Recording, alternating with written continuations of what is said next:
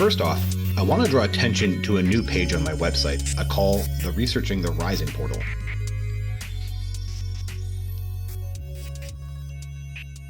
It's a webpage that combines collections of links of YouTube videos, of presentations and interviews, as well as essays and Reddit posts. It's an easy place for me to put all in one location the research I have done throughout the years on the Rising and my experiences with the entities. And so here I have uploaded my childhood contact events for you to explore. There are some fascinating things in them. For this presentation, I just want to highlight the first time I met the leader, which was in my third childhood contact event. So when I was 6 years old, me and my friend Shauna got taken into a craft, and there was a tall gray alien. The tall gray alien maybe was keeping us from looking at her as she ushered us into the doorway saying, "Come, it's E.T." As in E.T. the extraterrestrial from the movie, which at the time I would have seen in the movie theaters.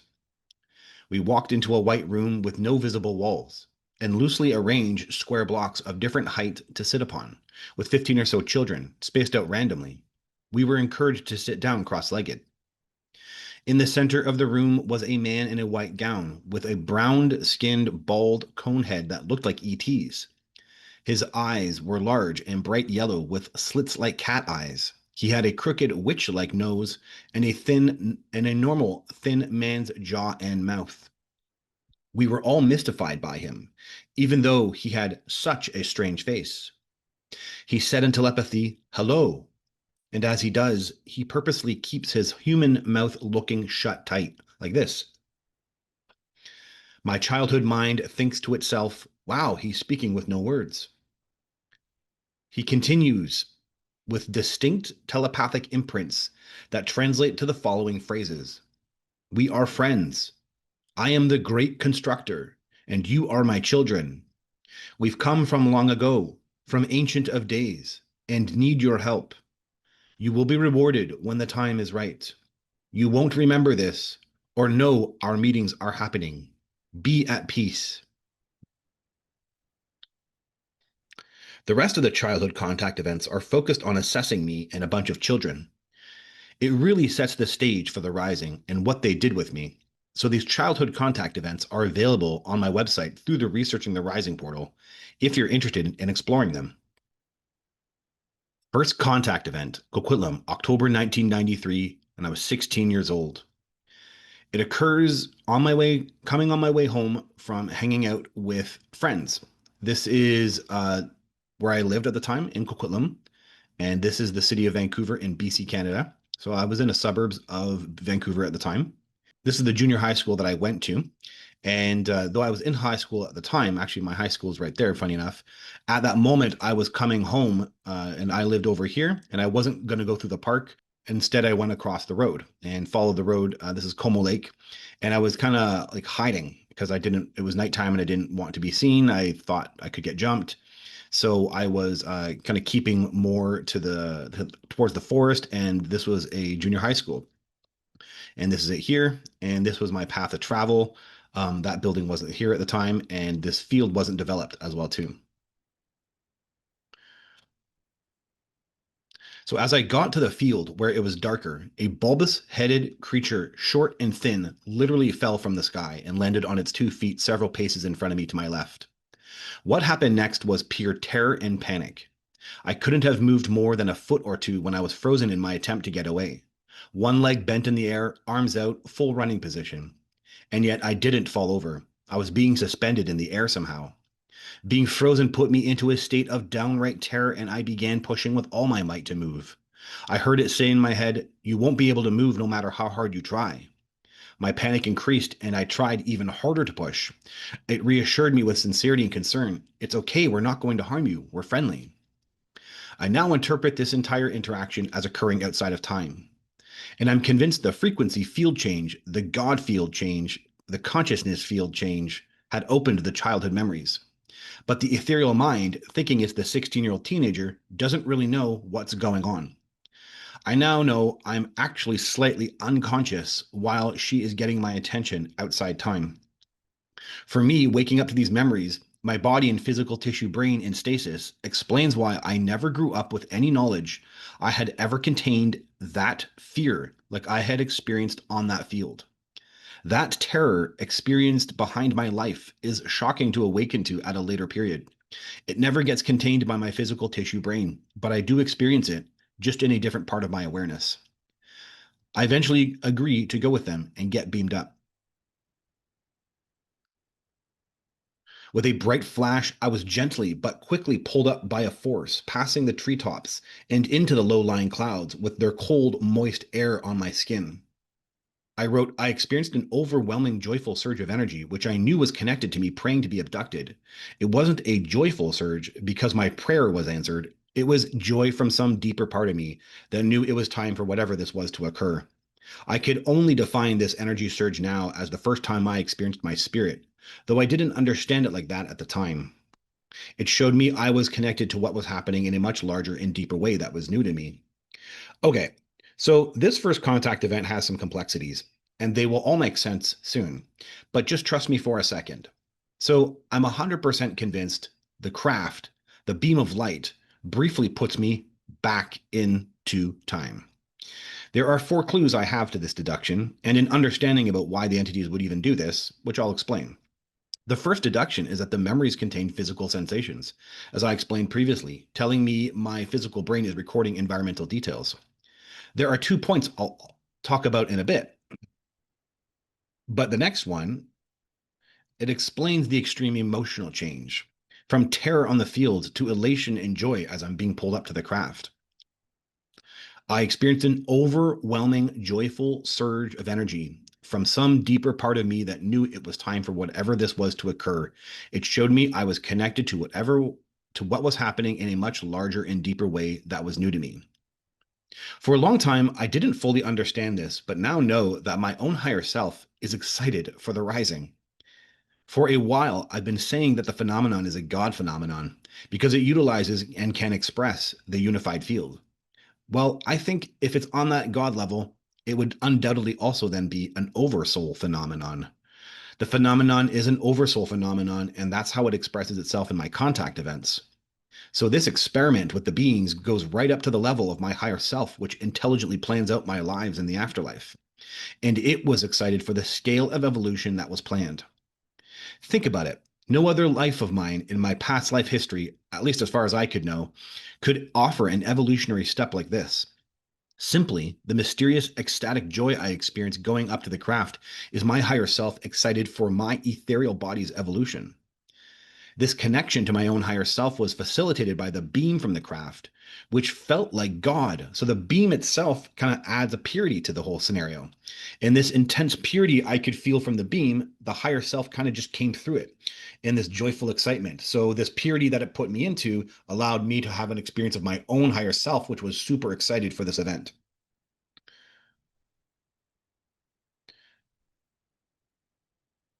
So I spent energy trying to extract exactly why my higher self was excited here. And what this opened up in me was a physics of the afterlife. That when higher selves plan a normal life at any point throughout history, there is a degree of hoping for the best with a pre planned evolution, an uncertainty how the ethereal body mind will respond to the circumstances and conditions on Earth. But here at the age of 16 was a plan for something extraordinary. Entities to assist in evolution like no other before for my ethereal body, and helping make it smooth through being guided and assisted. The guarantee for its occurrence is absolutely amazing for my higher self, never mind the evolutionary jump. Within the craft, I'm back in timelessness. Timelessness on the field, in time on the beam up, and again, timelessness in the craft. It will all make sense why they did this at the end of this contact event. Inside the craft, the Elder shows me a timeline of future events with which I call the holographic timeline.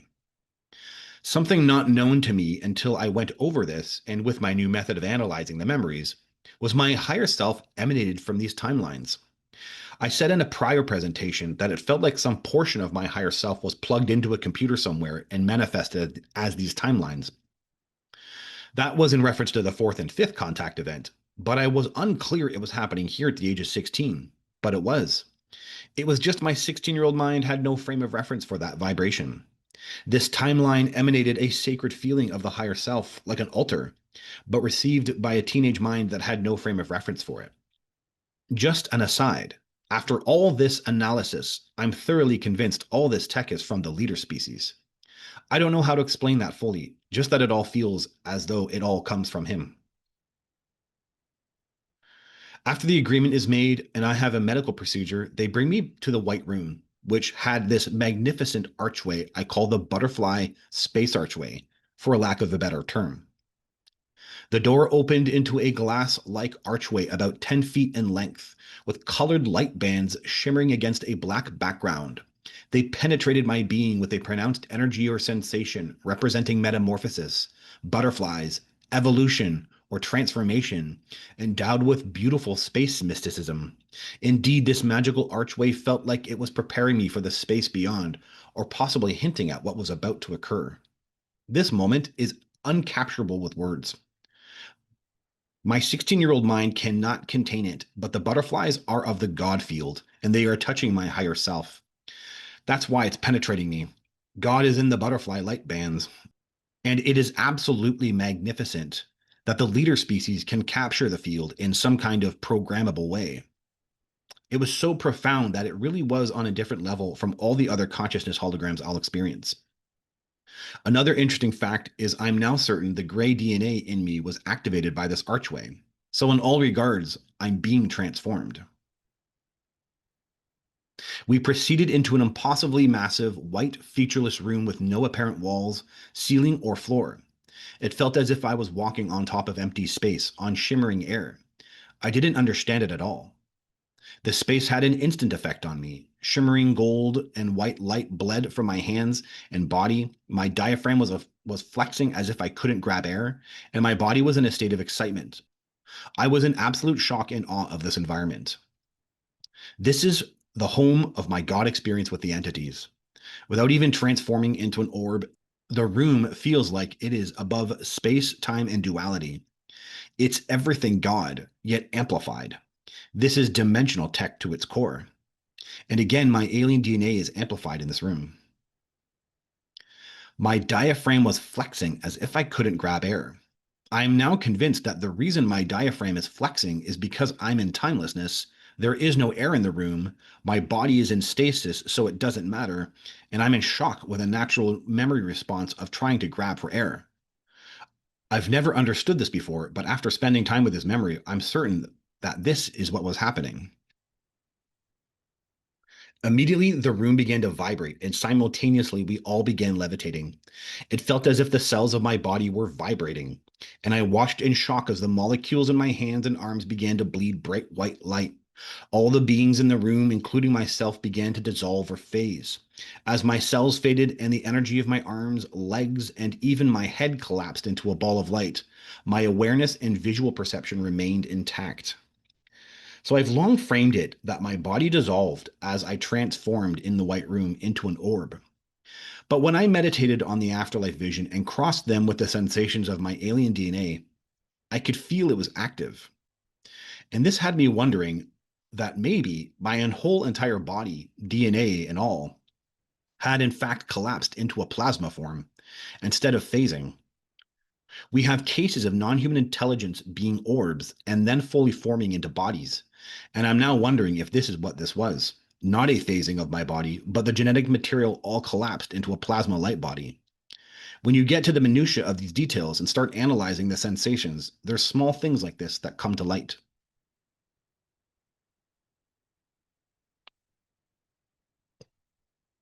So from the White Room, the elder turned herself into a portal, and from there I began to see what I long have called the afterlife vision. And my reanalysis on this is very interesting. So first, I see the light body of my past life rise to the afterlife dimension. This line, it's me, I'm alive, I've been alive, summarized how insane this is.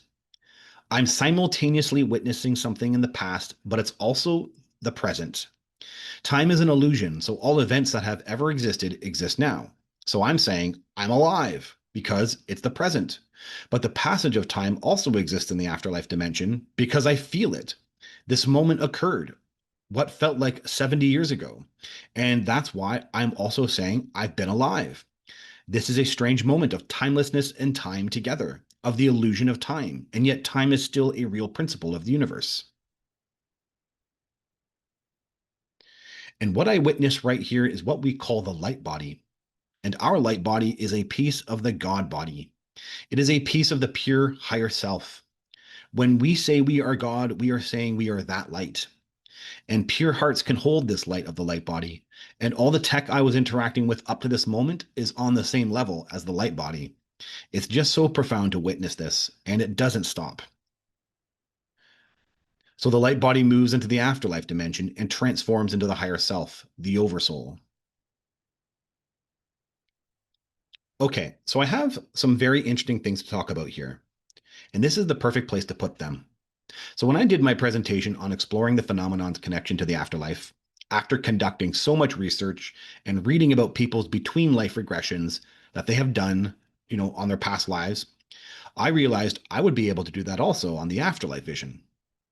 In my past life as the Roman general Marcus Antonius presentation, I provide as much evidence that I can of my bizarre and highly detailed past life and afterlife awareness. So without going to a regressionist on my own with an intention set, I can glimpse true and real information about my soul.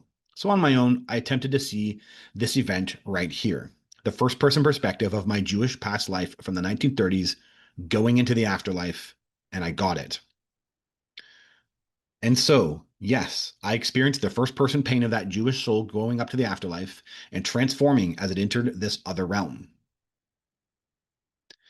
Now, the first thing of interest in the first person perspective, my ethereal body, when it transforms into the higher self, it enters a light dimension.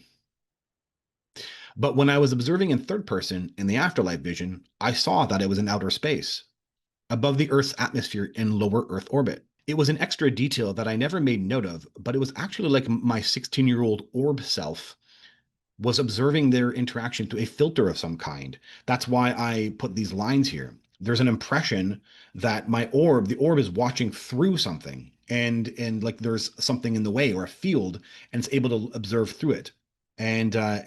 So I don't document that anywhere, write that anywhere, but I put it in the presentation because I never knew to put these pieces together. That in fact the higher self was actually witnessing something different than the orb me was as it was observing. So it's just a really interesting little tiny piece of detail. So it's just fascinating to me that in first person it's a light dimension, but in third person it's actually in space.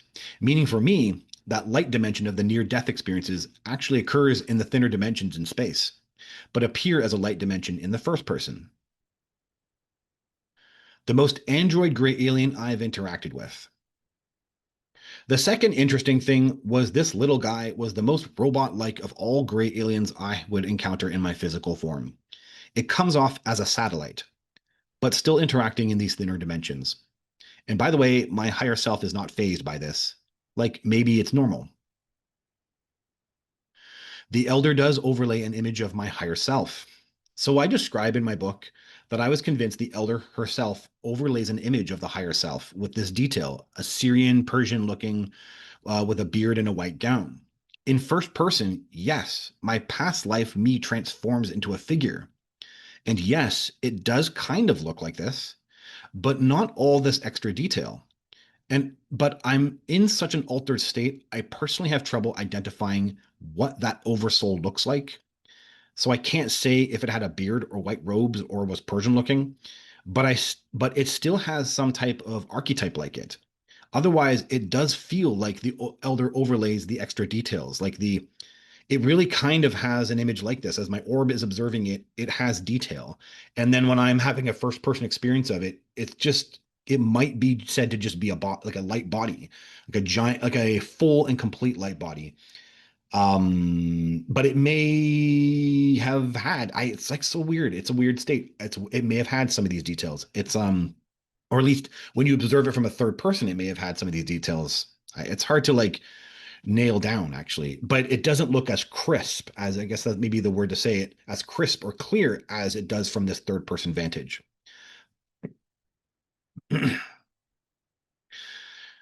So the bottom line is that this makes sense as my 16-year-old mind would need a more solid image to hold on to represent the higher self. The crashing of timelines. So I've long described this vision as a hologram of real moments, spliced together, cutting out erroneous information. Okay, so this is wild, but I now know what happens exactly after this interaction. When the gray alien interacts with my higher self in the afterlife vision, I can't, the orb me can't pick up what they're saying, what they're communicating, but there is some type of relaying of interest to work together. What they cut out from the afterlife vision was that what the gray alien did next. In an attempt to explain the bigger picture, it opens up a quick portal to a room. So immediately to tell, the gray alien is like, come, and they go to a room, like a portal automatically opens up. Like space time is easy here to transgress. And so it opens a quick portal to a room with a computer and shows my higher self two timelines converging. And this is exactly what it's shown, one rising up and the other collapsing into it. My own higher self was surprised, caught off guard by this. Interestingly, we believe the entities of the afterlife have all knowledge, yet even my own higher self was caught off guard. That trips me up too in the memories of kind of gaining these memories. That trips me up. There is an exchange about the damage my Jewish ethereal body was in after the afterlife. So between they're still conversing, and the little gray alien is kind of saying, "Hey, the damage that body went through, we can help with that." As if you're still considering this agreement, we can do something about that. And my higher self doesn't make the decision yet to form an agreement with the Greys, but goes and converges with those that I love or it loves in my soul group. And so it's like, okay, we'll consider this. But this, answers the larger perspective of what's happening here. As I keep reiterating, the gray aliens are from an alternate Earth in the future, an Earth from an alternate timeline, and shows exactly what is happening. That timeline is coming here, crashing into our own. I observed my higher self learning about the Greys, yet their exact agenda was never alluded to, though I felt that human destruction of the planet was an important part of the choices made in these higher realms. What is kept from me in the afterlife vision is that they are from the future, and my higher self knows it. As part of learning about these beings, this is what it learns. Why didn't they show me these details? It's just too much information. It's clear there is a desire to simplify. It takes a lot of time and energy to digest this stuff. I do think they have to handle managing the human brain and mind and not blowing it out of the water, so to speak. I could feel and experience my higher self the more I observed. And it was clear while its awareness was on Earth in preparation for building the next life, it was also in other realms. The higher self has the ability to make offshoots of other full body or complete awarenesses and explore or be in other realms simultaneously. It is a multifaceted awareness, unaffected by space, going far into the universe. So, meditating on this was fascinating, and I glimpsed more details when I did. The higher self has a higher self. First off, I'm fully convinced the higher self has a higher self, with the analogy of a tree being the best for the dissemination of individual awareness to the God self. The higher self desires to ground itself into 3D reality. Fully immersed in the connection I made with the higher self in the afterlife, I picked up something very interesting I never thought about before. The higher self, without being grounded into a body to materialize into, can actually get lost in the universe with all the different space time dimension fields. Like, even some of the time fields can confuse the higher self, which is why it links itself to a 3D reality, an anchor for evolution. The higher self will always desire to make a manifestation into physical reality. We are all a means of grounding for our higher self, and we are all a means of evolution for our higher self. My observation now shifted to a scene in a room on a physical ship where the Greys and my higher self were standing around a rectangular table. In the background, I saw a gray being working on a computer in front of the holographic timeline the Elder had shown me earlier, and it was adding tiny globes into the cuboids as symbols of each planned contact event.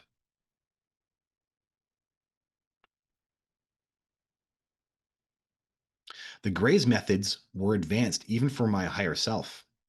So, something fascinating that came out in my increasing awareness of the first person perspective of the afterlife vision My own higher self, when it saw the plan the Greys were making on the timeline in this scene, thought that the White Room and Afterlife Vision were too early for my age, that I was too young at the age of 16. My higher self was oblivious to the Greys and maybe the leader's methods. And the Greys were like, no, no, it's okay. We know how to do this.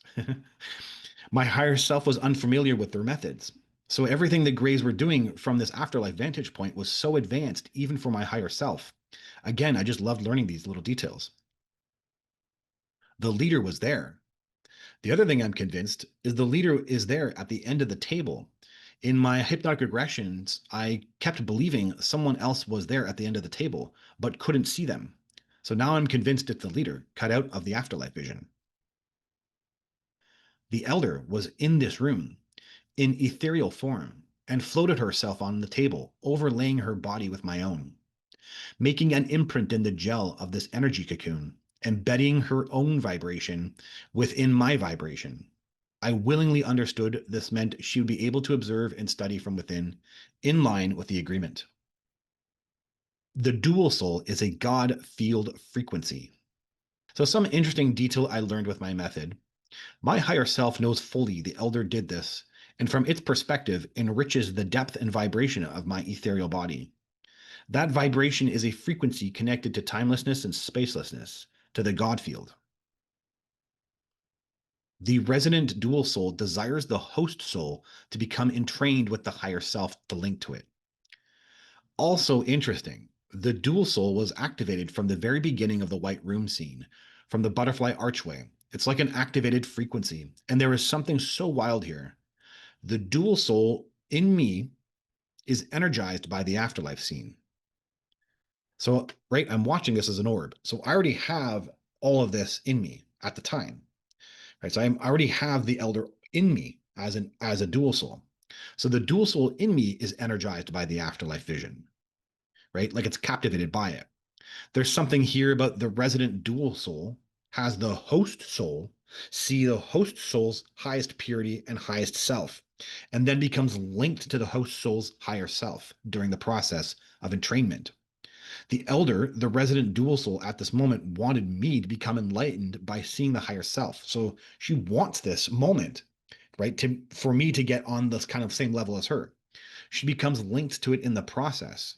It becomes a completed circle. So it's a very strange moment where I'm witnessing something that is kind of a fulfillment of itself. It's a very, very bizarre, tiny detail moment that it has a weird feeling to it. That yeah, it's like a completed circle. The dual soul will be uninvasive. Lastly, my higher self knows the dual soul will be uninvasive and won't interfere with other aspects of the ethereal body's development. Very interesting. What I had experienced was so extreme, I stood hunched over, staring at my hands, stunned at the feeling of having a body again, and I could feel clearly who controlled it. My awareness that lives on forever, not the human brain.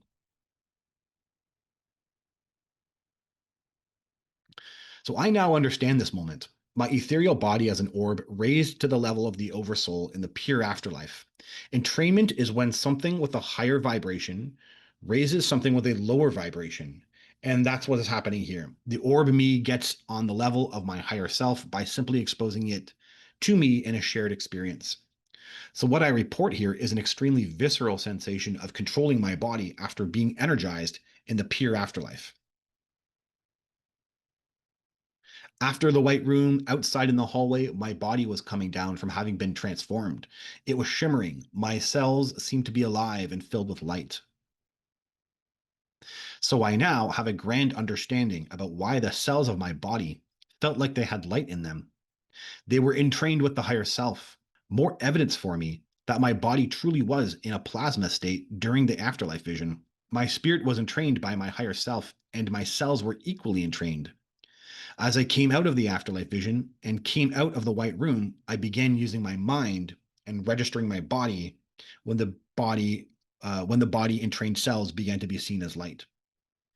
The purity of God, unity, the higher self, the light body, and my physical body at the cellular level all manifested as light.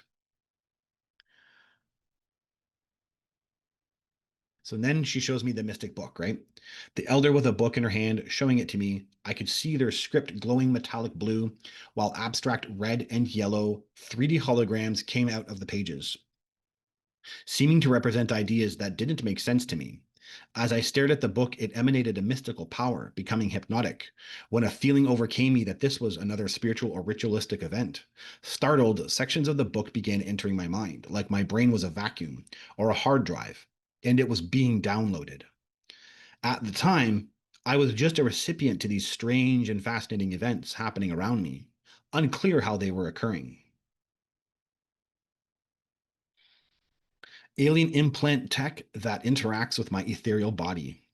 So, yeah, I now know the Mystic Book is embedded in my third eye through the implant in the brain. The implant the aliens give me in this contact event in the brain, as I can meditate on its location and feel it there. So that day, I assume this was how it was uploaded through a device in my brain. It appears to interact with my ethereal body and with my spirit, as I feel amazing when I speak about it. It feels divine. An alien implant that interacts with the ethereal body, something I've heard of before. Pretty wild. The script has the light of the higher self in it. Also, there are no words to describe the other dimensional language used as the script in this mystic book. The script has light of the soul in it. The leader is the composer of the mystic book. It's from meditating on this moment when I received the mystic book that I can feel clearly it's the leader's. Then everything ends, and I'm sent back onto the field. I was transported out of the ship and onto the dark field below.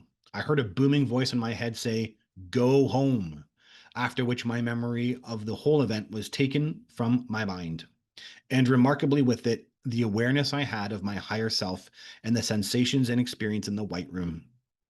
I walked home without even a thought about what occurred that night, yet with a glow in my heart that I couldn't place.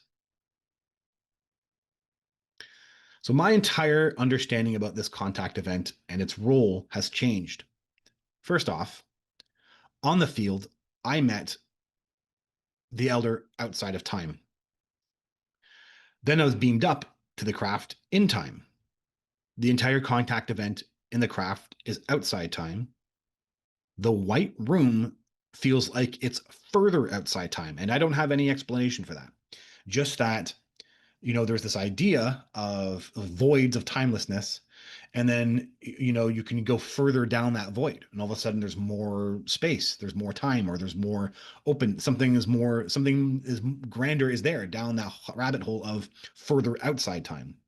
And then the afterlife vision feels like it is even further outside time from just the White Room. So there really is a true feeling here of having gone further and further down, rabbit holes, if you will, of dimensional fields. And then I'm put back on the field in time. So the memory of the contact was stored in a new identity of the ethereal body mind, linked to the timelessness state of the higher self, and further obscured by the unique dual soul God field frequency of the entities.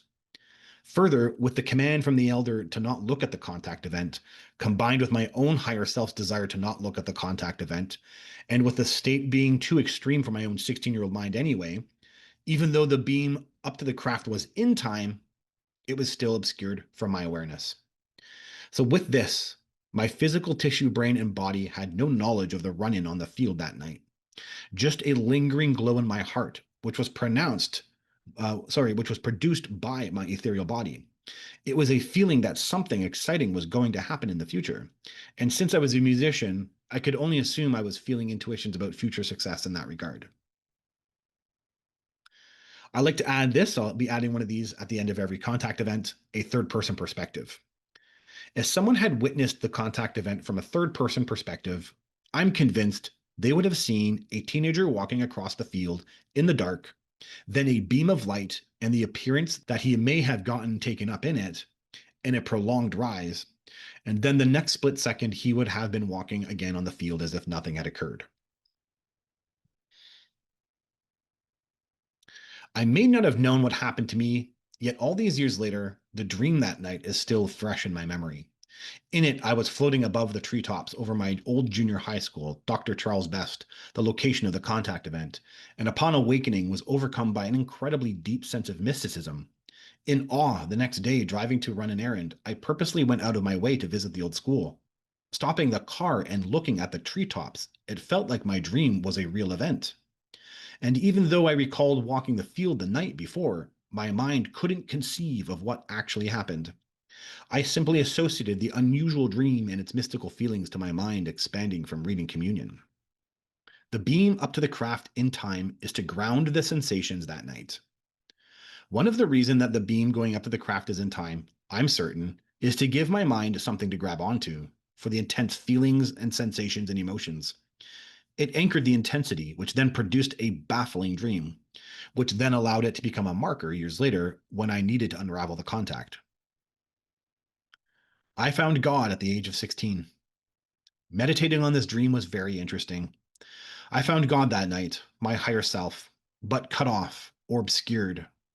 I now know the deep, rich sense of mysticism that I report is the 16-year-old emotional human brain being punctured with seeing something so high and extreme beyond it. And actually, I shouldn't say the emotional mind, but the ethereal mind then, right? Because that's the part of me that experienced it.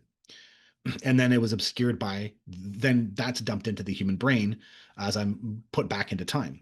And so then those emotions or those feelings or sensations are puncturing through the 16-year-old emotional human brain and come off as the sensation of deep and rich mysticism contain. And within that, when I meditated on those feelings, I could feel the afterlife in those feelings all these years later. I never able to put all that stuff together. And now spending energy and time on these tiny details, I can feel my 16-year-old self saw the afterlife, and then it just becomes obscured. Yet it alters his it's so extreme. It's not something you process the way you think you would process it. It's something with which was so dimensional. Remember, I said it's so outside time, so it's so extreme for my human mind that when it's put into the brain, all it does is link it to this dream, and then my own higher self, and my own and the Elder's command really have me saying, hey, just keep focusing on your life. No problem here. Don't look at this, and that's what ends up happening. It's a very interesting way of going about things. The deep, rich sense of mysticism contains the afterlife feelings, but my 16-year-old brain couldn't grasp them. I wanted to spend some time meditating and reflecting what it would have been like if I didn't have the command to not look at this contact event, that I was free to remember it at the age of 16. I'm convinced I would have walked across the field not knowing anything, but slowly, possibly over days, weeks, or months, moments or events would have crept through as flashbacks. I believe I would have had trouble understanding that it happened on the field. The flashbacks would have been in a different part of my memory, not my physical tissue brain, which would have confused me as to their reality. If I recalled any specific details, I definitely would not have remembered going into the White Room and anything during or after it, and I wouldn't have had any access to it for years, until I matured and learned to meditate to experience timelessness. I'm reminded of Linda Porter's account from Linda Moulton Howe's Glimpses of Other Realities as she entered the soul transfer room. The room, I believe, is synonymous with the White Room. As this line she says right here, the memory ends with me about to enter the room and the thought translated into the light. Many assume that the aliens are fudging with people's minds to obscure memories, but I'm convinced it's because we go into other states of our own consciousness, extra dimensional states we don't access in our waking world that make it impossible to see what happened to us. Also interesting, I'm convinced that if there was some hypothetical scenario where this was the only contact event I had with the entities and it progressed exactly as I reported, I'm convinced it was stored in such a manner that I would never need to know it occurred. Like, though appearing for our human mind that the energy or consciousness was so intense, it would have to be discharged. But I believe it's stored in a manner that that's not the case.